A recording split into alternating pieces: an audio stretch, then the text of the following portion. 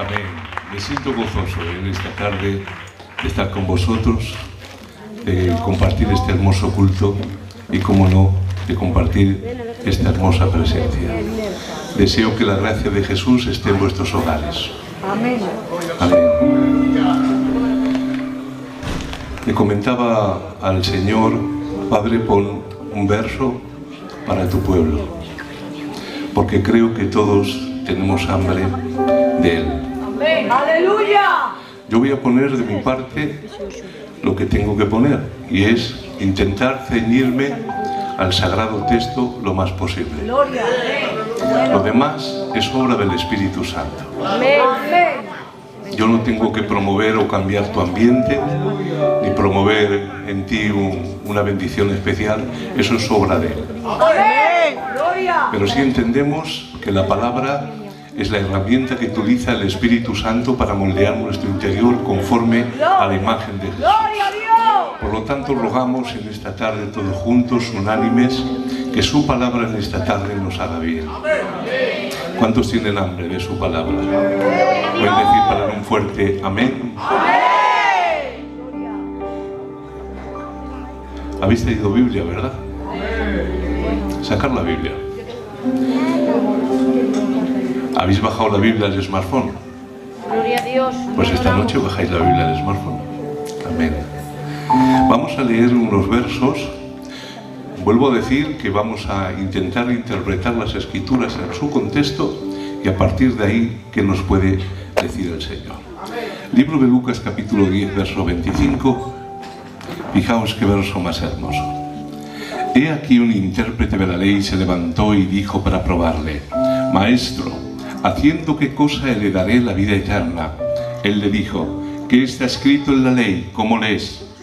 Aquel respondiendo dijo: amarás al Señor tu Dios con todo tu corazón, con toda tu alma, con todas tus fuerzas y con toda tu mente, y a tu prójimo como a ti mismo.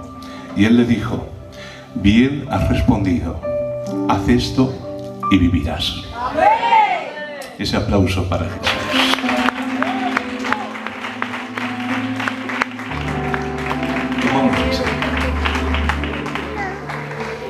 Alguien dijo en una ocasión o en alguna ocasión que leer las Escrituras es como escuchar una conversación telefónica, pero solamente a uno de los que hablan. Y escuchando a uno tenemos que intentar entender cuál es el tema y el contexto de lo que estamos hablando. Y a veces es difícil, hermano, escuchando solamente a una parte, poder llegar a entender las Escrituras. Por lo tanto, vamos a intentar entender este pasaje dentro del contexto histórico de lo que Jesús lo estaba diciendo, para que, sintetizándolo, el Espíritu de Dios nos hable algunos conceptos. Fijaos que dice las Escrituras: un intérprete de la ley se levantó y dijo para probarle: Maestro, ¿haciendo qué cosa heredaré la vida eterna? El pueblo judío creía que simplemente por ser descendientes directos del padre Abraham ya iban a heredar la vida eterna, ya iban a heredar la bendición de Dios. Y le dijo el Señor: ¿qué está escrito en la ley? ¿Cómo lees? Y aquel respondió bien. Cada mañana y cada tarde los judíos en la sinagoga hacen una oración a la cual denominan Shema, que es la primera palabra en el hebreo de Deuteronomio capítulo 6. Escucha, oh Israel. Y la oración es esta: escucha, oh Israel, el Señor tu Dios es uno. Amarás al Señor tu Dios con todo tu corazón, con toda tu mente, con toda tu alma, con todas tus fuerzas, y a tu prójimo como a ti mismo. Durante cientos de años, las mentes más privilegiadas del pueblo y la nación del pueblo de Dios habían intentado dilucidar y también sintetizar cuál o cuáles de los 613 mandamientos de la ley antigua eran los más importantes, el corazón y el alma de la ley. Y habían llegado a esta conclusión: que de estos 613 mandamientos había dos que superaban a todos. Amarás al Señor tu Dios y a tu prójimo como a ti mismo. Es por esto que cuando este intérprete de la ley, te lo traduzco, este maestro de las Escrituras, le pregunta a Jesús: ¿haciendo qué cosa heredaré la vida eterna?, el Señor parece que se extraña. ¿qué lees? ¿O cómo estás leyendo? Porque era una pregunta que no estaba a la altura de un maestro de las Escrituras. Era bien sabido que el corazón de la ley era amar a Dios y amar al prójimo. Y cuando este hombre le responde bien que había que amar a Dios y al prójimo, el Señor le dice: bien has respondido, haz esto y vivirás. Pero este hombre, queriendo justificarse, le dijo al Señor otra pregunta: ¿y quién es mi prójimo? A diferencia de la primera pregunta, que ya estaba muy sabida y trillada, esta segunda pregunta era muy interesante, sobre todo en los tiempos de Jesús. Según a quien preguntaras, así te iba a responder. Si tú preguntabas a un fariseo ¿quién es tu prójimo?, el fariseo diría que el prójimo era un fariseo como él. Si tú preguntabas a una secta aún más extrema que los fariseos, los esenios, te iban a decir estas palabras: que todos son hijos de las tinieblas, menos aquellos que son esenios como ellos.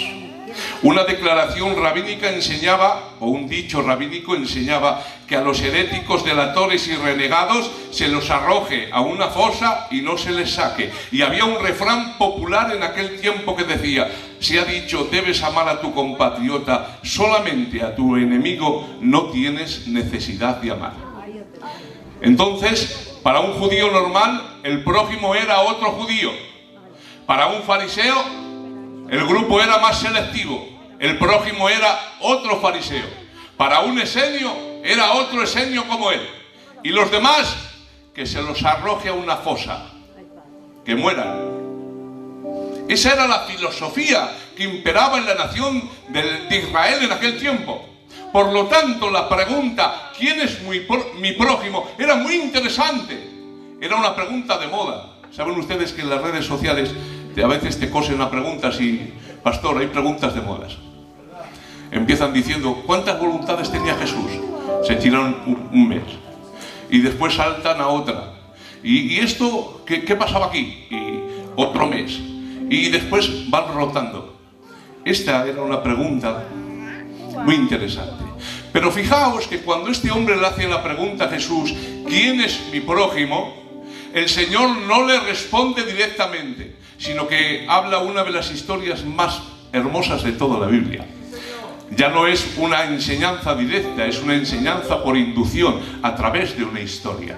Y fijaos que Jesús empieza la parábola del buen samaritano. ¡Qué bueno! ¿Quién la conoce? ¡Aleluya!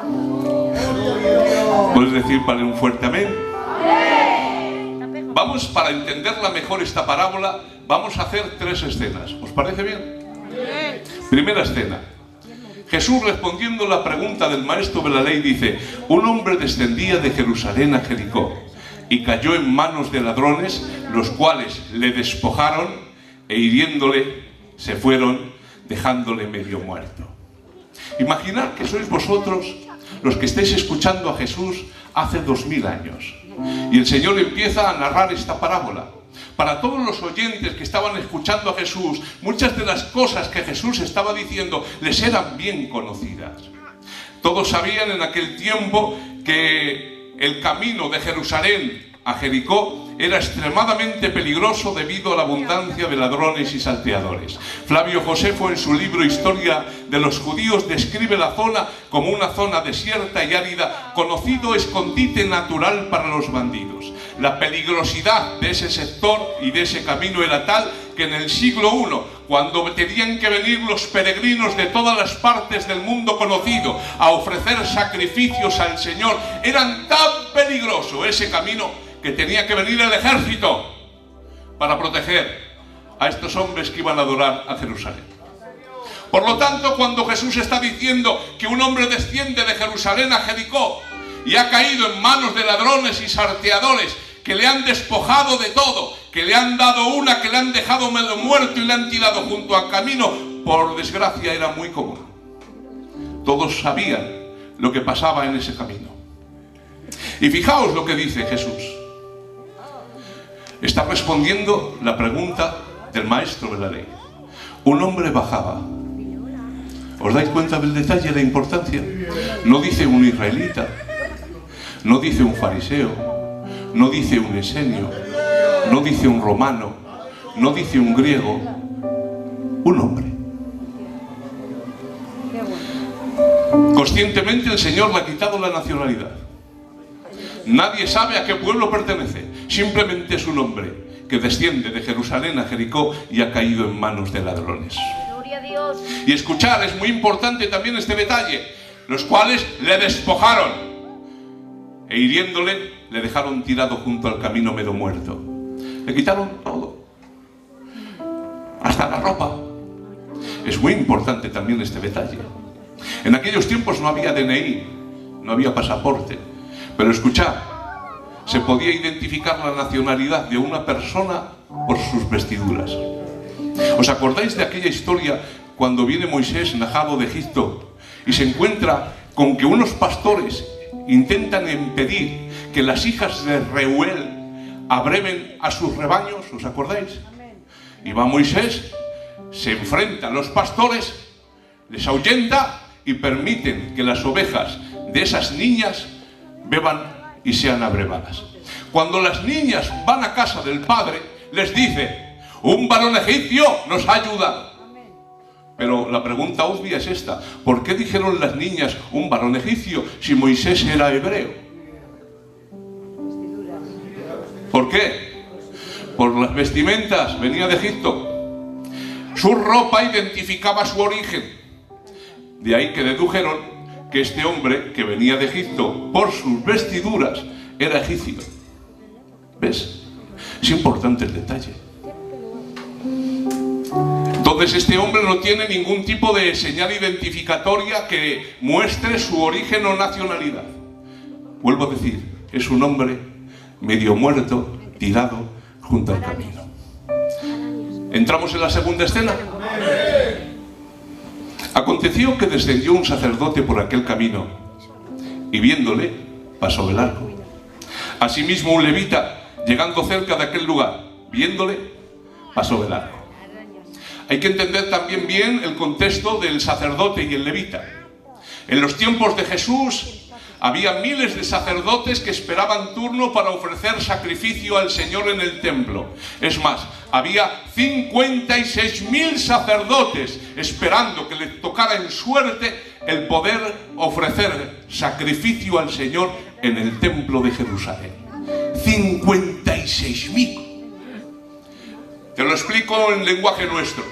Es como que la iglesia de Cobaresa tiene 56.000 predicadores. Gloria a Dios. ¿Y a quién manda el pastor predicar? Dices tú, válgame Dios, si no sé ni los nombres de los predicadores. ¿Sabes cómo hacían en aquel tiempo para saber quién le había tocado, cuál era la voluntad de Dios? Lo echaban a suertes. Por esto dice la Biblia en el libro de Lucas que habiéndole tocado en suertes a Zacarías, padre de Juan el Bautista, ofrecer incienso en el tabernáculo, subió a Jerusalén. El sacerdote se le investia a los 30 años, se jubilaba a los 50. Había miles de sacerdotes que se jubilaban y jamás les había tocado el privilegio de administrar en el templo de Jerusalén. Te lo traduzco. Me levanto para predicar, empiezo a predicar a los 30 y me jubilo a los 50 y jamás me ha tocado predicar en el templo. Padre Santo. Nadie sabía quién le iba a tocar. Por lo tanto, los sacerdotes no podían vivir en Dan o en Berseba. Porque imagínate que le toca, te lo traduzco, ofrecer sacrificio en el templo en Valladolid y él vive en Cádiz. Primero, ¿cómo se le avisa? ¿Cómo viene? Tenían que vivir en los alrededores. Ahora imagínate miles de sacerdotes y de levitas viviendo cerca de Jerusalén por si quizás les tocara en suerte ofrecer en el templo al Señor.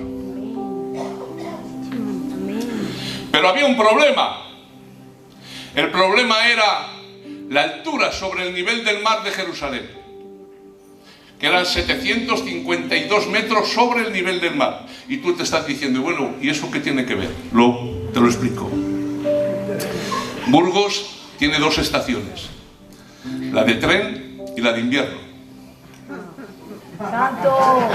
Gloria. Yo he visto pingüinos en Burgos, Gloria a Dios. con chaquetas.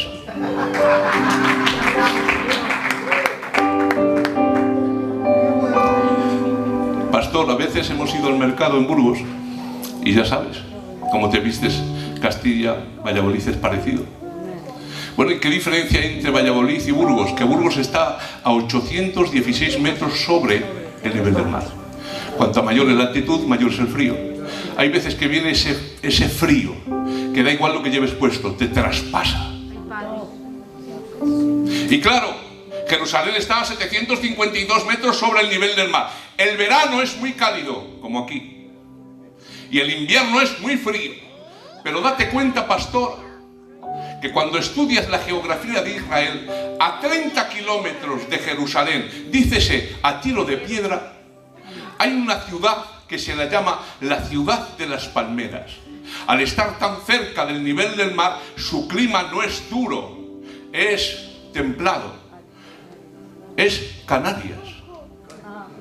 Una temperatura media de 22 grados. ¿Y qué pasa? Que está a 30 kilómetros de Jerusalén, con lo cual los sacerdotes y levitas no eran tontos. ¿Para qué vamos a pasar veranos áridos y fríos en invierno? Nos mudamos a Jericó. Tenemos todo el año una temperatura templada, vivimos en Canarias, y si toca la suerte de que nos llamen, estamos a un tiro de piedra. Subimos, administramos y volvemos. ¿O tú quieres vivir en Burgos o en Canarias? ¿Dónde quieres vivir tú? En Canarias, hijo. A mi papá, pastor, me refiero a ti porque te conozco hace muchos años. Muchas veces le decía al gitano, tan listos que erais antes, tan fieras, vendiendo por todos los sitios, y venís a vivir a Castilla, para morir. Chacho, no podíais haber ido a un lugar de playa, calorcico, viendo el mar. El gitano no me decía nada, pero se echaba a reír. Y es verdad, al gitano no nos gusta el frío, salvo personas como yo. Ya lo cogeréis. Entonces, los sacerdotes y levitas, viendo que el clima cálido y templado de Jericó era mucho más benigno que el de Jerusalén, con el paso de los años Jericó se convirtió en la residencia habitual de miles de sacerdotes y levitas que esperaban que les tocara en suerte ofrecer sacrificio al Señor en el templo. Amén. Estos hombres, el sacerdote y el levita, que descienden de Jerusalén a Jericó, seguramente eran dos privilegiados entre miles. Antes he dicho que miles de ellos se retiraban y jamás habían administrado en el templo, porque jamás les había tocado en suerte. A estos hombres sí les había tocado en suerte. Habían tenido un privilegio que miles de ellos jamás habían soñado tener. Y es subir al templo a Jerusalén, a adorar al Señor sirviendo. ¿Qué ha pasado? Han servido a Dios en el templo, le han adorado, se han regocijado, se han sentido privilegiados. Escúchame, se han sentido especiales de que entre tantos miles ellos sean los que adoren a Dios sirviendo. Y escucha, estoy utilizando esta palabra, adorar a Dios sirviendo. Cuando entiendas que adorar no es cantar, entenderás muchas cosas. Amén. Gloria. Amén. Eso es. Aleluya. La adoración está íntimamente ligada a la obediencia. Gloria a Dios. Por eso le dijo el Señor a Saúl, ¿qué piensas que le agrada más a Dios Jehová? ¿Tus sacrificios o que le obedezcas? ¿El dinero de la ofrenda? ¿Crees que Dios lo necesita? ¿Lo dejamos ahí? Han adorado a Dios sirviéndole. Porque nosotros servimos a lo que adoramos. Al Señor tu Dios adorarás y a Él solo servirás. Y cuando terminan del servicio de adoración al Señor, vuelven a casa. Imagínate, hermano, entre 52.000 hombres, tú eres un escogido. ¿Cómo bajas? Es una sensación indescriptible. Conforme estás bajando para volver a tu casa, ves a un hombre sin nombre, sin nacionalidad, medio muerto, tirado junto al camino. ¿Qué harías? Pasa de largo. Y también el levita, el que cantaba alabanzas al Señor, le ve y pasa de largo.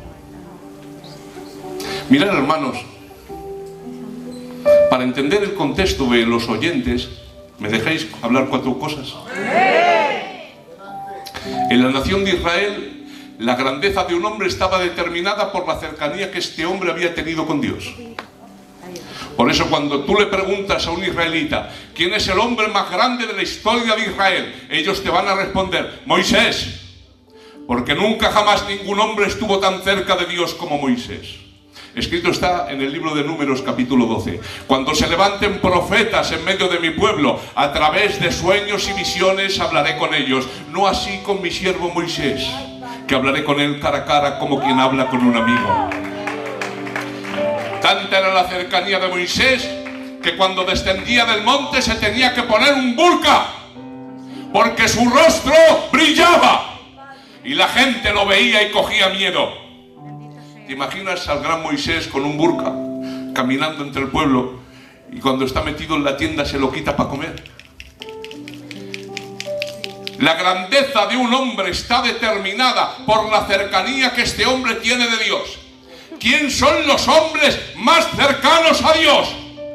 Los sacerdotes y los levitas. Date cuenta que el templo estaba distribuido de tal forma que no cualquiera se podía acercar.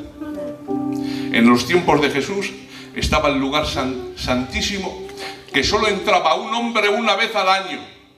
¡Uno! Después estaba el santo, el cual entraban solo los sacerdotes. Después estaba el atrio.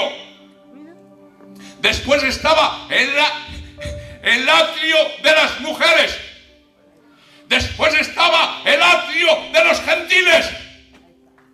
Cuanto más pecador, más lejos. Por eso el publicano estaba en el atrio del gentil. Tú no te puedes acercar a este Dios tan santo. Te lo traduzco. Tú no puedes entrar en el culto. Y había gente que intentaba orar desde el parque de enfrente. Sé propicio a mí que soy pecador.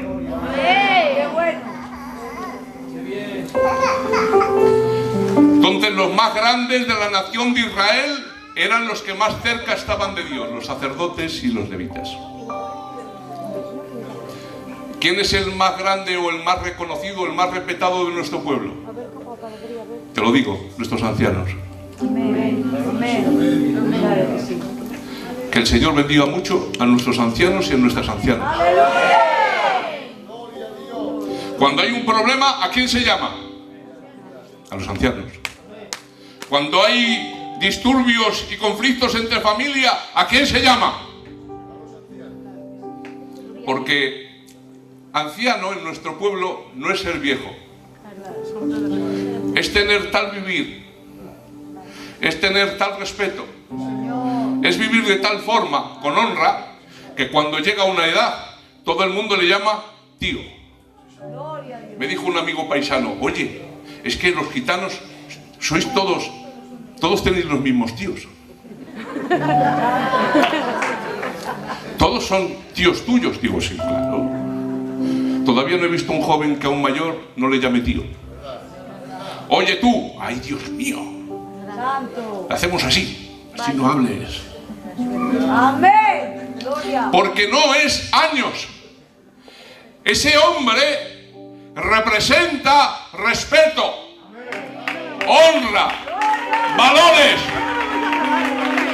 Y cuando hay familias enfrentadas, aunque haya conflicto, dijo un hombre, mientras haya ancianicos por medio, no pasa nada. Que Dios bendiga a nuestros ancianos y a nuestras ancianas. Pues ahora vamos a entender el contexto. Imagínate que vienes del mercado, de un mercado, un día como hoy. De repente se te prende el motor del coche y tienes que parar en la cuneta. Ahora empieza a arder el coche, tienes que salir pitando y ahí te quedas viendo cómo arde el coche y el género que tienes. Ahora estás a 50 kilómetros de cualquier territorio conocido. El frío que pela. En un páramo. Mira, vienes de un mercado. ¿Cómo hago? Tiras del móvil y no hay señal. Dios nos libre. Pero de repente, cuando tu espíritu se marchaba y te decía el espíritu, te quedas aquí que yo me voy. Quédate tú aquí en el páramo. Yo me voy de aquí. ¿A quién ves? Piensa ahora en el anciano de más respeto que conozcas. No digas nombres. El tío fulano. El que se llama para arreglar todo. El que cuando entra el gitano te pones de pie y te peinas. ¿Qué hace, tío? Pues ahora ese gitano, el que te viene a la mente, ves tú que pasa con el coche por ese lugar. Me ha dado la vida. Le ves, él te ve, le saludas y el gitano te saluda. Y ahora tú dices, ahora para. Y el gitano hace así, saludando como el rey. Hace así el gitano, hace así el gitano, hace así el gitano, hace así el gitano, hace así el gitano y se marcha.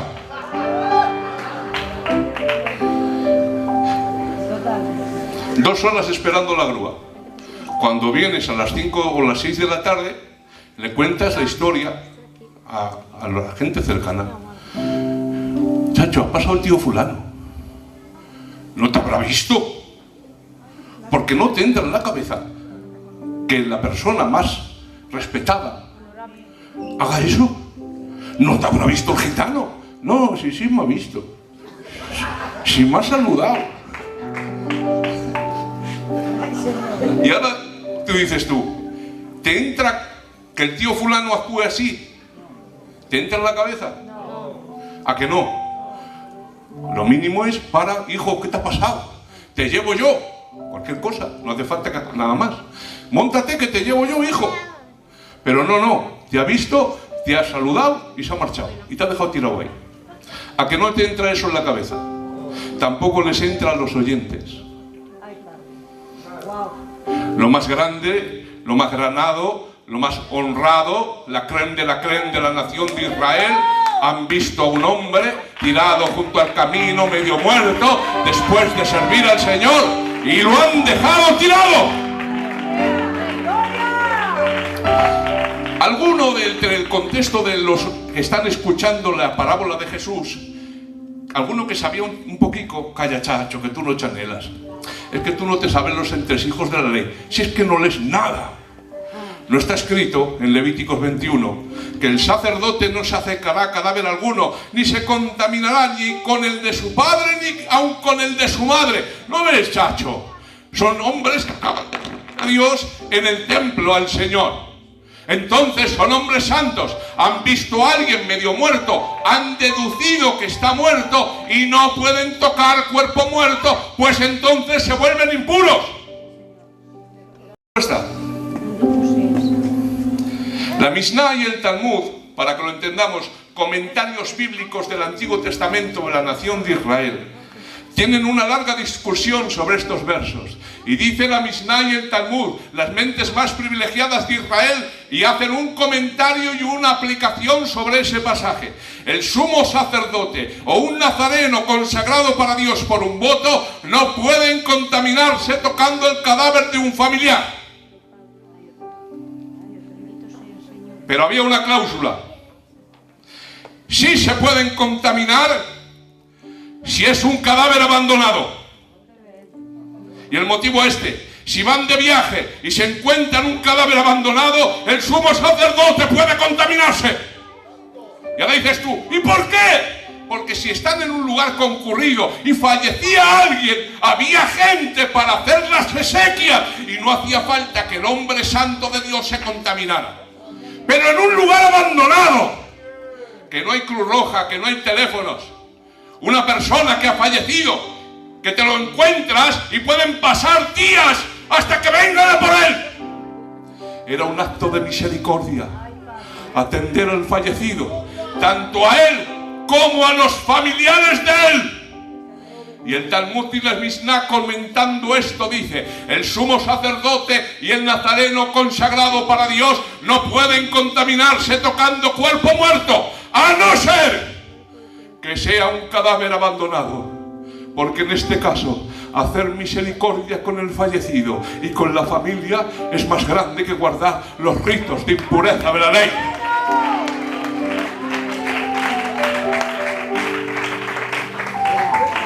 ¿Tenían excusa el sacerdote y el levita? ¿La tenían?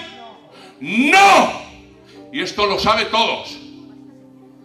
¿Cuánto no más cuando no era un hombre muerto?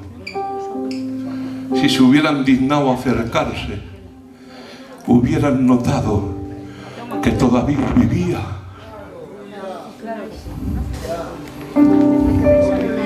Tercera escena.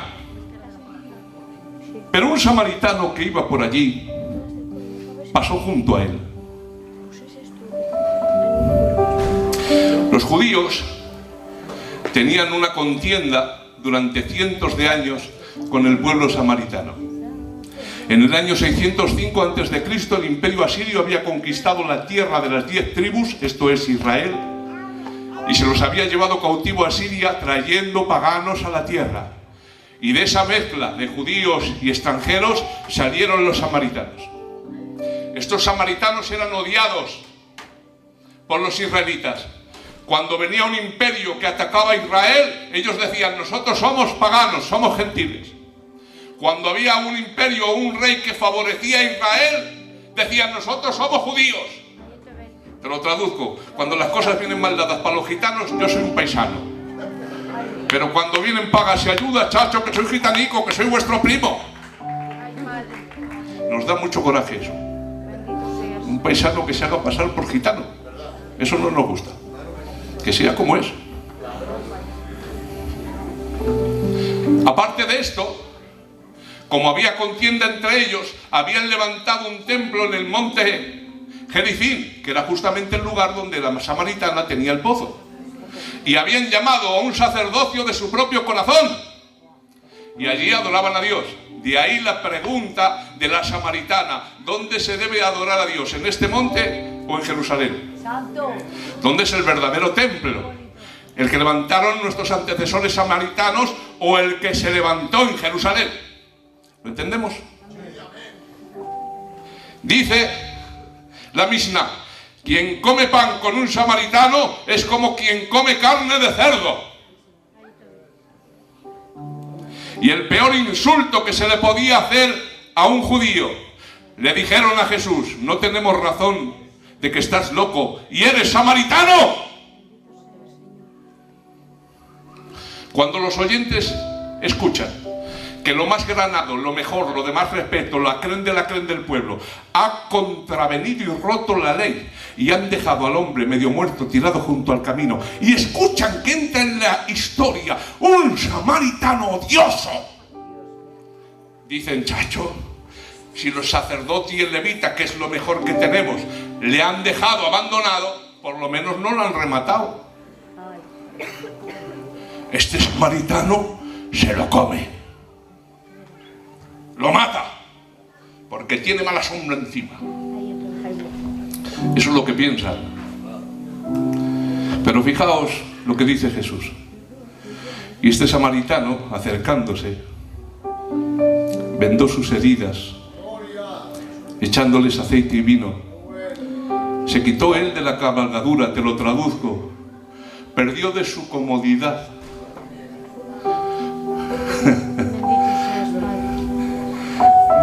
Él fue andando para que un desconocido sin nombre fuera cómodo. Gloria a Dios. Lo lleva al mesón y cuida de él. Al otro día saca 2 denarios y le dice al mesonero: cuídamele, y todo lo que gastes de más yo te lo pagaré cuando regrese. ¿Quién es este hombre? Imagínate que hay un odio ancestral entre los españoles y los franceses, y de repente vas tú y te vas a París, a estar allí, a París. ¿Qué hace un samaritano en el corazón de Israel? Si le odian, si le tienen asco, ¿estarías tú en una nación así, que te odia? Si hay esto entre Francia y España, ¿te irías tú a París? ¿A qué vas a París tú? Si te aborrecen. Solamente hay 2 motivos por los cuales una persona, a pesar de estos obstáculos, puede hacerlo. La primera, por fe en Dios. Yo paso por todo este desprecio por adorar y servir a Dios. ¿Pero este era el caso? No. Este hombre no está en Jerusalén porque creía en el Dios verdadero. Es samaritano, tiene su propio templo, sus propios sacerdotes, su propio sistema legal. No está en Jerusalén por Dios. Entonces, ¿qué otra cosa puede hacer que tú vayas a un país extranjero donde te odian y te tienen asco? Si no es la fe, te lo digo. Dame dinero y después llámame perro. Este hombre era un comerciante. Pasaba por allí habitualmente. ¿De dónde lo sacas? El mesonero le conocía. Y voy más allá, le dejaba fiado. Cuídamelo y si gasta algo más, te lo pago cuando vuelva. Imagínate que vas a ir al mercado, echas gasolina y le dices al que está echando gasoil: échamelo, que después te lo pago cuando vuelva. ¿Qué te dice el de la gasolinera? Yo no te echo nada. ¿Había amistad entre estos hombres? ¿Había roce? ¿Se dejaban fiado? Le da 2 euros. Le dieron 2 denarios, pero yo lo estoy traduciendo a tu lenguaje. Claro, amén. ¿Saben ustedes cuánto valía el estar en una posada de Israel una noche? Te lo traduzco. Coges un denario, lo haces en 12 cachos y te sale 0,008 céntimos de euro. 8 céntimos de euro. Una noche en una posada en los tiempos de Jesús. Si estuvo 2 noches, ¿cuánto era? 16 céntimos. Si ahora mismo decís: mira, Raúl, está la cosa mal, que llueve mucho, da miedo, te vamos a coger un hotel. Si lo miramos por las redes sociales, un hotel medianamente te vale 50 euros la noche. 2 noches, 100 euros. Extrapolando las cantidades, si 2 noches valían 100 euros, ¿sabes cuánto le dio el samaritano al desconocido? 1.200 euros. Y ahora tú dices: 1.200 euros. Yo no se lo doy a mi hijo. Es más, viene mi hijo ahora y me dice: papá, me tienes que dar 1.000 euros. ¡Sal fuera!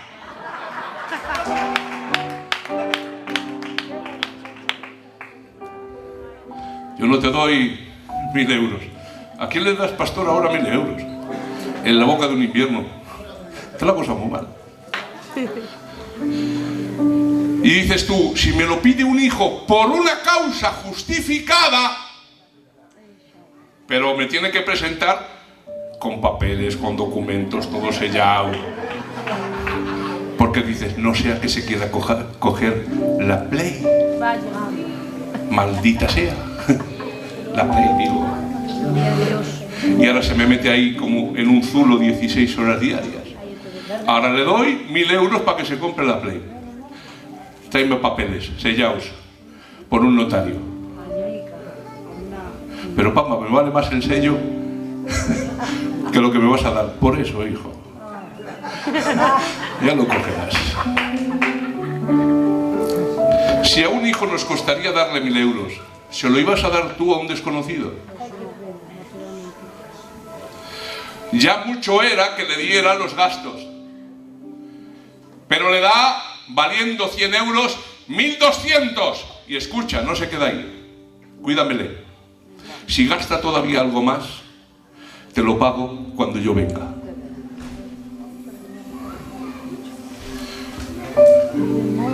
¿Habéis entendido el contexto? Amén. ¿Alguna reflexión? ¿Me permitís? Amén. Primera reflexión.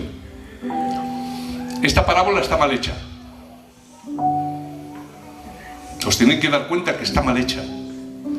¿Por qué? Porque los personajes que salen no tenía que ser sacerdote, levita y samaritano.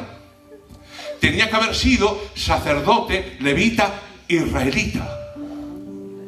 Y si Jesús trae en la parábola sacerdote, levita, israelita, se hubiera convertido en una parábola antisistema. Porque hubiera estado diciendo, os lo traduzco, ¿qué está pasando? Lo que no hace el sacerdote, el levita, lo que no hace el pastor, lo que no hace el obrero, lo que no hacen los del coro, los que no hacen los que tienen cargo, lo tiene que hacer un israelita, una ovejita que no tiene cargo ni nombre. Ese que se sienta atrás, ese que no le mandan nunca a orar, ese que pasa desapercibido. Y si Jesús pone sacerdote, levita e israelita, se hubiera convertido en una parábola antisistema, porque hubiera estado diciendo, ¿qué está pasando? Lo que no hace el pastor, lo que no hace el obrero, lo que no hace el anciano, lo que no hacen los del coro, lo tiene que hacer una ovejita sin nombre, que no tiene cargo ni título. Y esa parábola antisistema hubiera dicho, algo va mal. Si los que tienen cargo, puesto y prestigio no hacen lo que tienen que hacer, algo va mal. Pero Jesús no dice eso. Jesús no dice sacerdote, levita, israelita, pastor, obrero, coro, ovejita. Dice pastor, coro y converso. Y esto ya no es una parábola antisistema. Ya nos está dando el Señor un palizón. Porque nos está diciendo qué está pasando, amada iglesia. Lo que no hace el pastor, lo que no hace el obrero, lo que no hace el responsable, lo que no hace el del coro, el que no hace, el que lleva 20 años a la iglesia, lo está haciendo un inconverso que no tiene la morada del Espíritu Santo. Y aquí ya la cosa se pone difícil. Aquí ya nos está rompiendo el Señor los esquemas. ¿Qué está pasando, pueblo de Dios? ¿Qué nos pasa? Que ya no es que la oveja que no tiene nombre haga lo que no hacemos los que tenemos cargo y renombre. No.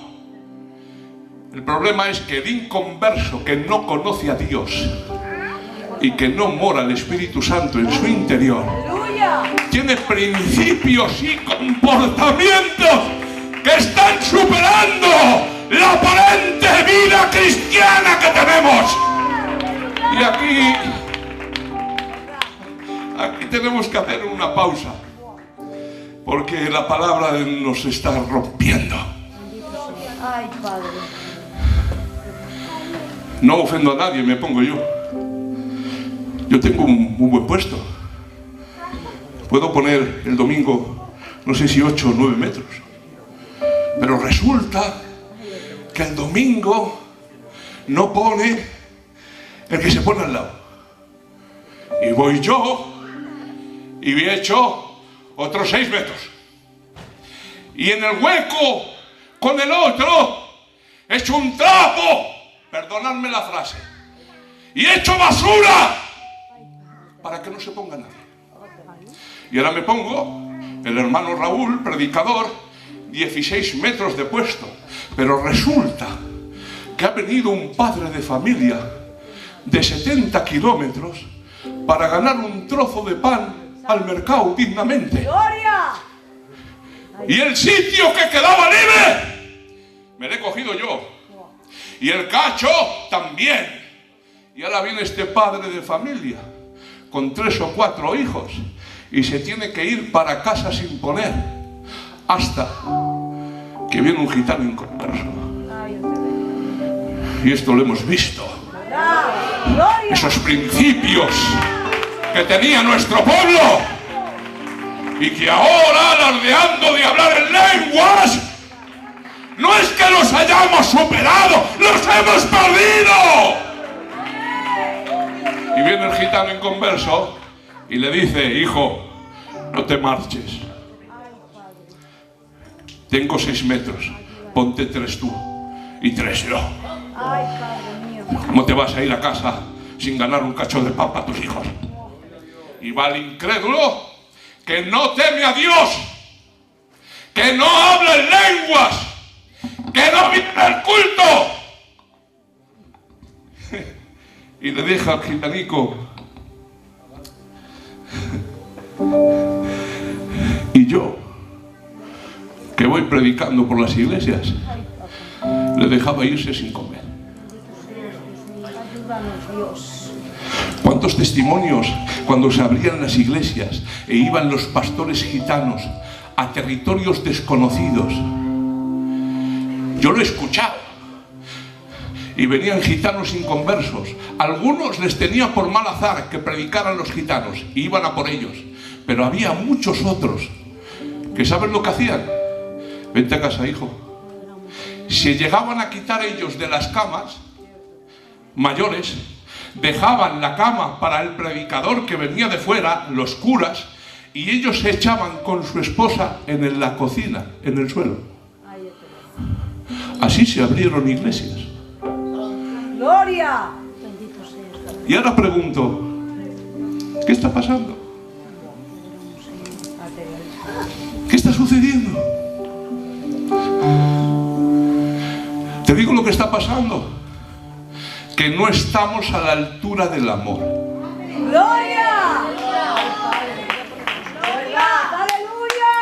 Nos gusta mucho ser escogidos en suerte para administrar en el templo. Nos gusta mucho predicar en el púlpito. Nos matamos porque nos pongan en el coro. Queremos pastorear a toda costa. Hablamos mucho en lenguas y queremos que se nos reconozca conforme a los dones que tenemos. Pero no hay vida cristiana. Despierta, iglesia. Despierta, iglesia. Despierta, iglesia. Despierta, iglesia.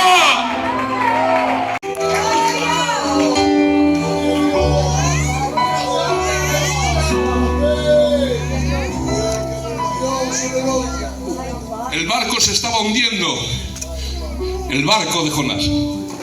Se vieron hasta tal punto con la muerte entre los dientes que empezaron a tirar todo para que el barco tuviera flotabilidad y no se hundiera. Empezaron a adorar a sus dioses, pero el capitán del barco se dio cuenta que faltaba uno. Y mira dónde, en la bodega. Jonás, cuando el barco se hunde, cuando el barco está lleno de gritos, cuando la gente está huyendo porque tiene miedo porque va a perder su vida, cuando está clamando a dioses falsos, Jonás duerme. Y tiene que venir un pagano inconverso, darle una patada en los riñones y decirle: ¡despierta! ¡Clama a tu Dios! Mas Jonás está dormido. el único que tiene el Dios verdadero y está dormido. El único que sabe por qué está así la tormenta y está dormido. El único que tiene la capacidad de cambiar la situación y está dormido. Nos encanta venir al culto.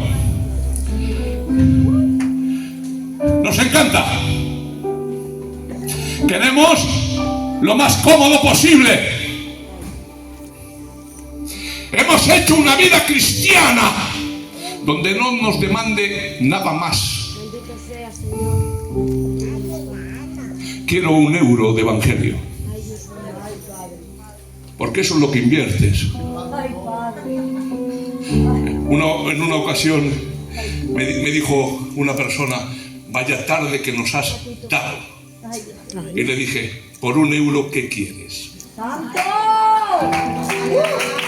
¡Gloria a Dios! Porque encima somos así. El Señor reprende el evangelio, el falso evangelio de la prosperidad.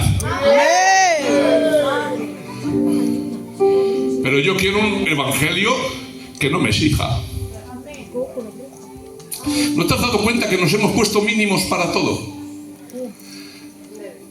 ¿Y dónde está eso escrito? Eso no está oficial, no es oficial, pero sí es oficiosamente. Hay un texto no escrito, oficiosamente repartido, donde hemos establecido que para estar tranquila y tranquilo tenemos que cumplir unos mínimos.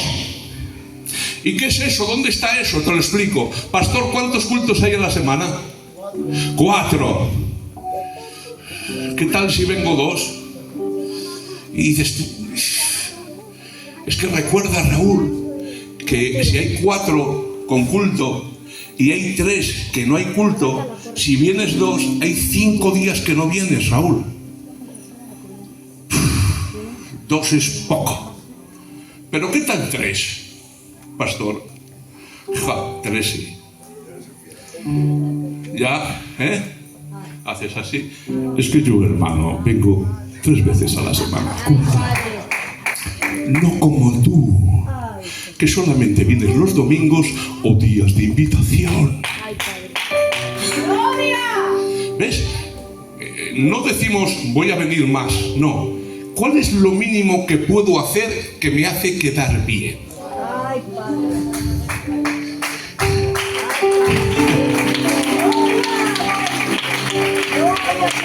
Yo no pienso así. Vamos a escarbar un poco más en la psicología humana. ¿Cuánto crees que debe de echar un creyente diariamente en la ofrenda? 5 euros cada culto. Y dices tú, por dentro, eso es mucho. Eso no. 20 céntimos, eso es muy poco. 1 euro. 1 euro quedó bien. Pues ya te puedes pedir. Porque fíjate el cristianismo. Vienes 2 días a la semana o 3 y estás dando 2 o 3 euros. Ya eres cristianismo radical. Yo me voy a comprar una camiseta que ponga cristianismo radical. Me voy a poner los pantalones rotos, me voy a vestir de forma así un poco y con el pelo un poco extraño, para ver que la iglesia se ha quedado muy anticuada y necesita un nuevo aire, unos nuevos tiempos, unas nuevas administraciones. Y ahora un cristiano con actitud es un cristiano que se pone así, con la cara como que va a atracar a alguien. Eso es cristianismo radical. La palabra radical viene del latín radis, que significa raíz. Por lo tanto, un cristiano radical es aquel que va a las raíces del evangelio, a los caminos antiguos, a un evangelio de santidad y de cruz.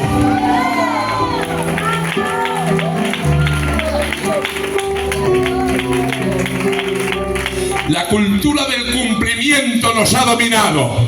¿Verdad? ¡Aleluya! Queremos mantener la imagen ante todo. Y está bien dicho, cumplimiento. Cumples y mientes. Porque es todo por fuera. Intentamos mantener el estatus cumpliendo los mínimos.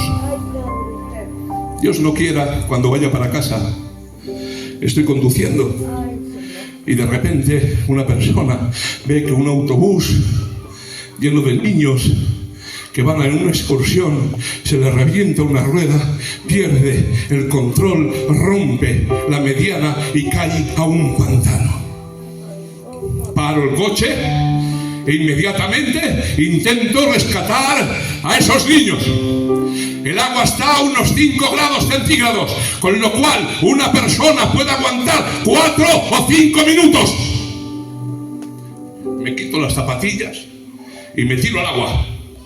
Pastor, he logrado sacar a un niño.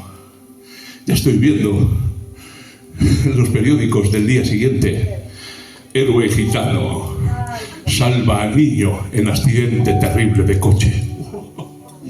Salgo en el periódico. He salvado a más personas ya, salvando a ese niño, que el 95% de las personas del mundo. Ya he cumplido. ¿Qué hago? ¿Me quedo así porque ya he cumplido? ¿Y los otros niños que se están ahogando y están golpeando el cristal? Dejo al niño y salto por otro. El agua está helada, me adhieren los músculos. Vuelvo a decir, puede aguantar una persona 4 o 5 minutos, pero logro sacar a otro niño. Increíble. Soy un héroe, pero todavía hay 18 más. Y tú vas a decir: Raúl, no los puedes salvar a todos. No, no podré. Pero cuando me eche en mi cama en las noches subsiguientes y no haya ruido ni gente y esté solamente yo con mi conciencia y cierre los ojos y mi mente vaya hacia atrás, recordaré que no pude salvar a todos, pero que hice todo lo que estaba en mi mano por salvar a todos los posibles.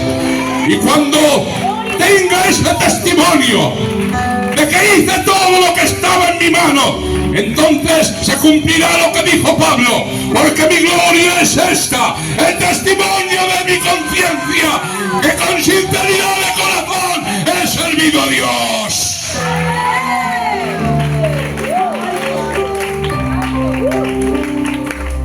No podemos salvar a todos, no podemos hacer todo, pero tú sabes lo que es estar en tu casa, cerrar los ojos y decir: gracias, hice lo que estaba en mi mano hacer,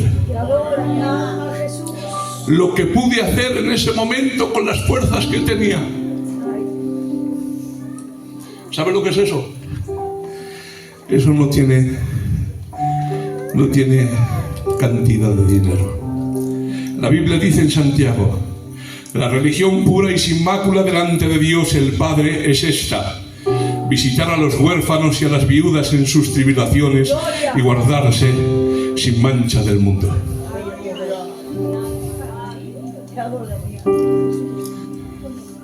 ¿Te has fijado que cuando preguntamos por otra persona siempre lo hacemos con un tono de queja y de orgullo? Pues ¿dónde estabas, chacho? ¿Dónde estabas?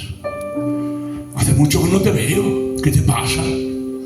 Oh, ¿no te das cuenta el tono? No me estoy interesando por él. Se la estoy echando. Le estoy diciendo: hijo, no cumples nada. Estate en tu sitio. Estate como yo. Porque el orgullo tiene esto. El orgullo no solo se eleva sobre los demás, quiere menospreciar a los demás. Es algo inherente de la naturaleza humana pecaminosa, podrida que tenemos. Todos me vais a negar. Pedro podía haber dicho: yo no. Eso hubiera sido orgullo. Pero añadido al orgullo: aunque estos te nieguen, yo no. ¿Ves? Te desprecio, te rebajo, te hundo, para que la diferencia cuando yo me ensalce sea mayor. No hay nada más estúpido que utilizar un medio de gracia para darme tono e importancia. Ay, yo te bendiga. ¿Y qué es un medio de gracia? Mirad, os lo explico. Cuando tú vas a comer, utilizas la cuchara o el tenedor para llevarte el alimento en la boca. ¿Sí o no? ¿Te comes la cuchara? ¿Te comes el tenedor? ¿Qué haces con la cuchara y el tenedor? Te llevas el alimento a la boca, pero lo que te alimenta ni es la cuchara ni el tenedor, es un instrumento. Somos salvos por gracia, por medio de la fe. Amén. No hay obra que nosotros podamos hacer que nos haga merecedores de lo que estamos recibiendo. Aleluya. Y Dios en su gracia ha instituido medios de gracia. Amén. ¿Y qué es un medio de gracia? El culto, Gloria. orar, leer la Biblia, tener comunión los hermanos unos con otros. Son medios de gracia que Dios utiliza para transmitir la gracia al creyente y que alguien se alimente. Pero hay alguien que a veces somos tan necios que utilizamos el medio y lo colocamos como algo meritocrático. Bendito seas. Te doy gracias, porque no soy como los demás hombres, ni aun como este publicano. Yo oro, yo ayuno, yo diezmo. ¿No te estás dando cuenta? Medios de gracia. ¿De verdad te das tono? Porque un medio de gracia, Dios te está bendiciendo a través de él. ¿Te das tono? ¿Te crees que vienes al culto por tus fuerzas? Porque es Él el que produce el querer como el hacer por su buena voluntad. Es que yo, hermano, he leído mucho la Biblia, entonces he estudiado en la universidad de Villa que te empujo y no subo, porque me resbalo. Y utilizo el conocimiento que Dios me da en su gracia como una forma de desprecio al que no chanela hacer la O con un canuto. ¿No te das cuenta? Yo hablo muy bien. El cielo está enladrillado. ¿Quién lo desenladrillará? El desenladrillador que lo desenladrille, buen desenladrillador será. Y no soy como ese tartamudo, necio, que tienes que no hayas recibido.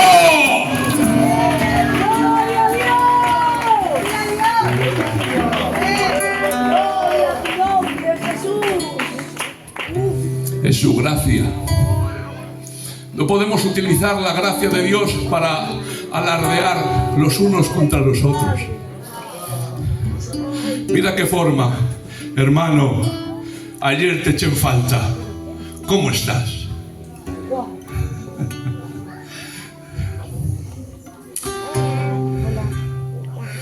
El ritual más apropiado y la liturgia más elevada que se le pueden ofrecer a Dios son los servicios a los necesitados y la pureza personal.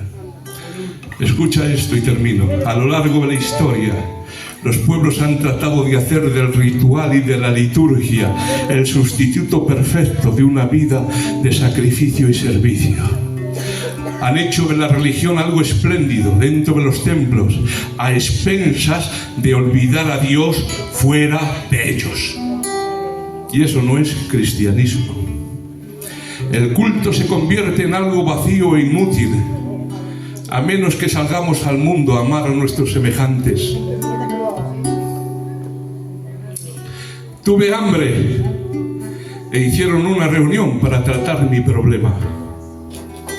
Estuve en la cárcel y se retiraron en silencio para orar por mi libertad.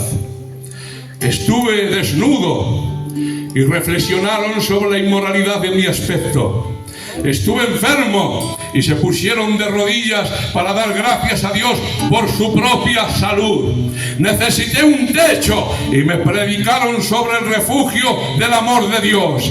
Estuve en soledad y fueron a un culto a orar por mí. Parecen tan santos, tan cerca de Dios, pero yo todavía sufro hambre, sufro frío, tengo enfermedad y tengo soledad. Escrito está: tendrán apariencia de piedad, pero negarán la eficacia de ella a estos habitas. Y aprender lo que significa misericordia quiero y no sacrificio. Gloria a Dios. Son las 9 y hay que cenar. Me lo ha dicho el pastor 2 o 3 veces. Después vamos a cenar. Pues aquí a cenar. Lo dejamos aquí. Otro día y seguimos con este tema tan apasionante de las Escrituras. Un abrazo muy fuerte a todos mis hermanos y hermanas. Ese aplauso y paz al siervo del Señor.